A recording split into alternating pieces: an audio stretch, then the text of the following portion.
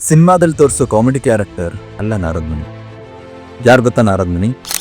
ಪ್ರಾಣಿಗಳನ್ನ ಬೇಟೆಯಾಡ್ತಾ, ಜನರನ್ನ ಲೂಟ್ ಮಾಡ್ತಾ, ಒಂದು ಪಾಪದ ಲೈಫ್ನ ಲೀಡ್ ಮಾಡ್ತಾ ಇದ್ದ ರತ್ನಾಕರನಿಗೆ ತಮ್ಮ ಕರುಣೆಯನ್ನ ತೋರಿಸಿ ರಾಮನಾಮವನ್ನ ಕೊಟ್ಟು ಇಡೀ ಜಗತ್ತಿಗೆ ರಾಮಾಯಣವನ್ನ ಕೊಟ್ಟ ವಾಲ್ಮೀಕಿಯವರ ಮಹಾನ್ ಗುರುಗಳು ನಾರದ್ ಮುನಿಗಳು.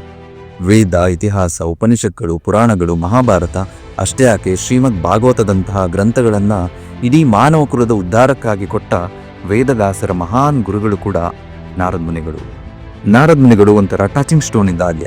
ಅವ್ರು ಯಾರನ್ನೆಲ್ಲ ಟಚ್ ಮಾಡ್ತಾರೆ, ಅವರು ವಿಷ್ಣುವಿನ ಮಹಾನ್ ಭಕ್ತರಾಗ್ತಾರೆ. ಉದಾಹರಣೆಗೆ ತಗೊಳ್ಳಿ, 5 ವರ್ಷದ ಪುಟ್ಟ ಬಾಲಕ ಧ್ರುವ ಮಹಾರಾಜ. ಯಾರ ಹೆಸರಲ್ಲಿ ಇವತ್ತು ಧ್ರುವ ತಾರೆ ಇದೆಯೋ ಅದೇ ಧ್ರುವ ಮಹಾರಾಜನ ಗುರುಗಳು ಕೂಡ ನಾರದ್ ಮುನಿಗಳು. ಮತ್ತೆ ಮಹಾವತಾರ ನರಸಿಂಹ ಅವತಾರ ಮಾಡಿದ್ದೇ ಪ್ರಹ್ಲಾದ ಮಹಾರಾಜನಿಗೋಸ್ಕರ. ಅವರ ಗುರುಗಳು ಕೂಡ ನಾರದ್ ಮುನಿಗಳು. ನಾರದ್ ಮುನಿಗಳು ಎಷ್ಟು ಎಕ್ಸ್ಪರ್ಟ್ ಸ್ಪೀಕರ್ ಅಂತ ಅಂದ್ರೆ ಅವರ ಮಾತನ್ನ ದೇವಾನು ದೇವತೆಗಳು ಕೇಳ್ತಾರೆ. ಅಷ್ಟೇ ಯಾಕೆ, ಇನ್ನು ಹುಟ್ಟದೇ ಇರೋ ಮಗು ಗರ್ಭದೊಳಗಡೆ ಇರಬೇಕಾದ್ರೇನೆ ನಾರದ್ ಮುನಿಯವರ ಮಾತನ್ನ ಕೇಳುತ್ತೆ. ಅದೇ ಪ್ರಹ್ಲಾದ ಮಹಾರಾಜರು.